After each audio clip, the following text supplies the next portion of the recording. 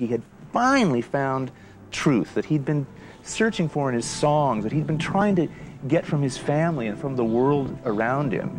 His hunger seemed more profound than most of ours. Instead of songs about searching and what's it all about and where am I going, what's my life mean, they became songs of I know God, here he is, and it just reshaped everything. The only thing it didn't reshape immediately was his audience. Many of the loyal fans who had been so attracted to his spiritual searchings were now offended by his claim to have found an answer. The usual crowd at the blah did not know how to react.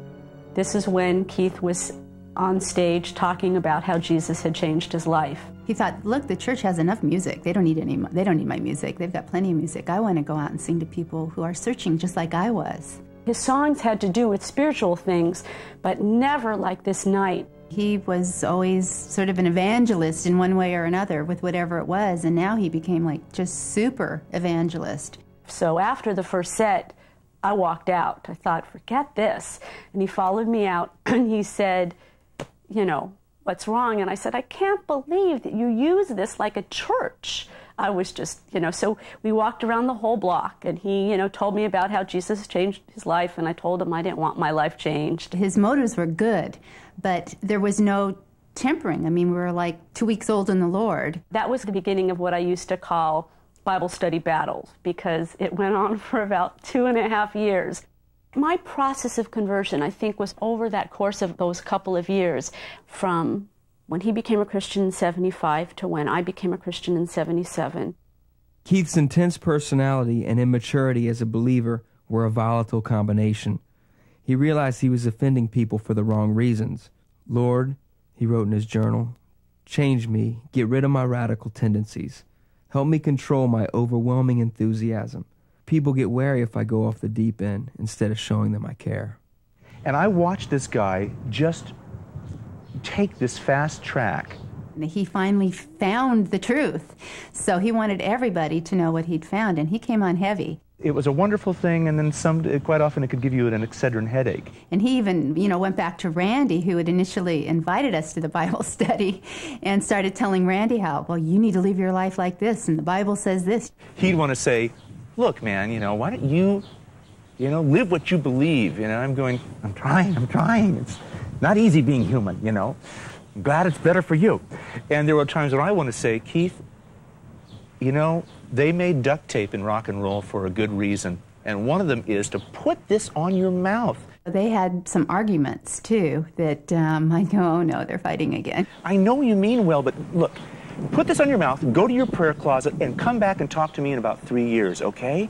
Because I love you, but I just want to throttle you, And then I would look and I would see Mel, the sweet... You don't get a lot of true friends in life, people that see you're good, see you're not so good, and stick with you.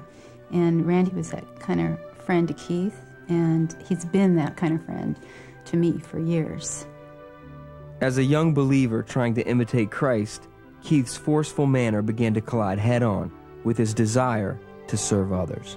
It was kind of just like a bull in a china closet. The heart was perfect, but the actions were bad. He was indulgent one minute and then ruthless on himself the next.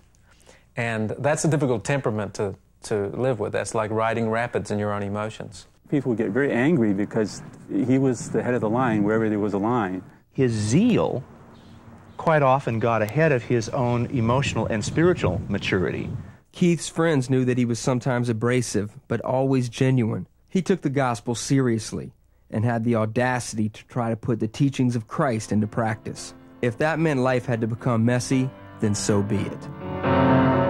'Cause he sends people to your door, and you turn them away as you smile and say, God bless you, be at peace, and all heaven just weep. 'Cause Jesus came to your door, you've left him out on the streets. Just in the normal course of life, wherever we went, we were witnessing to people. And when we found people with needs, You know, Keith started saying, well, here's a pregnant girl. She doesn't know what to do. Let's bring her home with us. And here's this guy we picked up hitchhiking. He doesn't have a place. Let's bring him home. And our house just started to fill up with people that we, just as a young married couple, were trying to help. In my heart of hearts, I only want to serve, Keith wrote in his journal, to present the babes as mature men and women of God.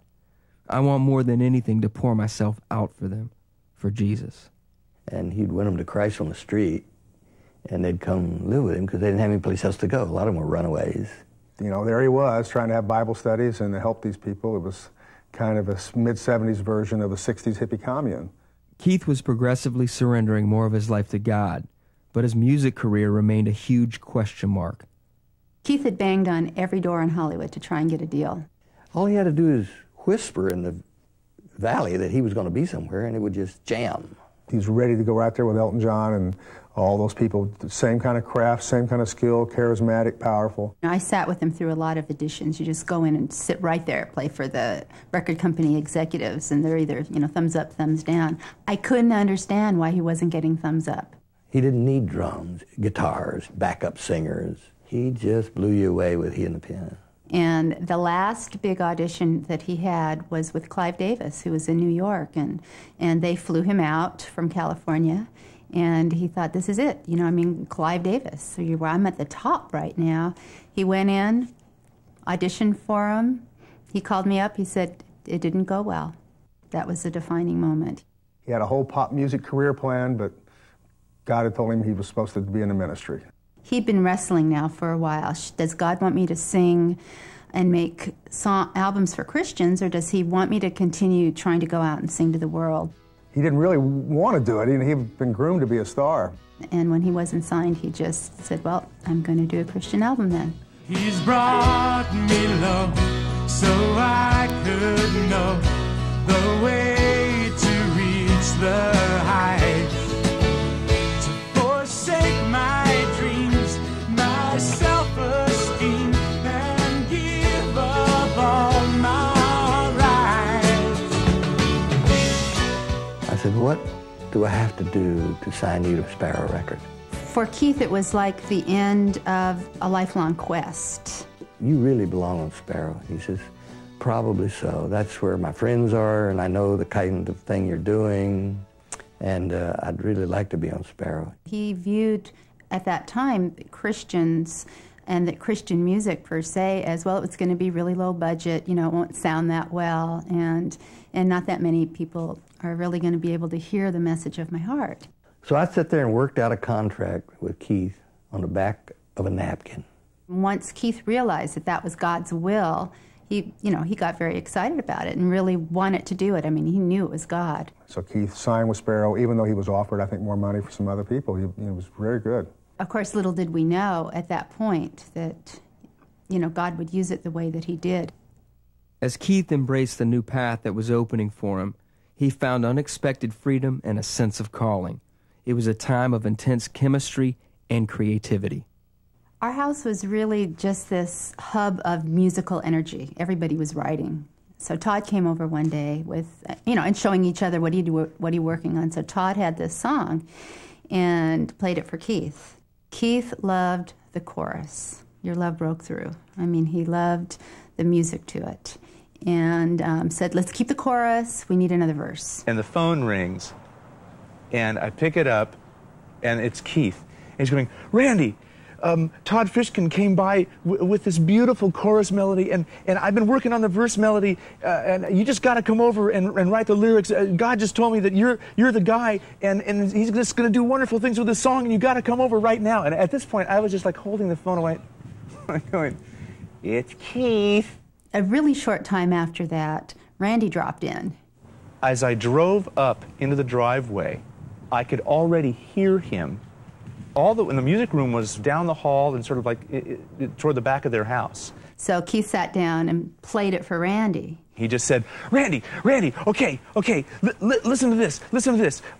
Okay, oh, this is going to be wonderful. Okay, so what do you think? I remember hearing this amazing music, and I just was like, I'm not sure what they're doing right now, but this is one of the most beautiful songs I've ever heard. Okay, just let me catch my breath. And he went, yeah. You know, like, oh, Randy, you're such a wimp. Just do what you do, you know?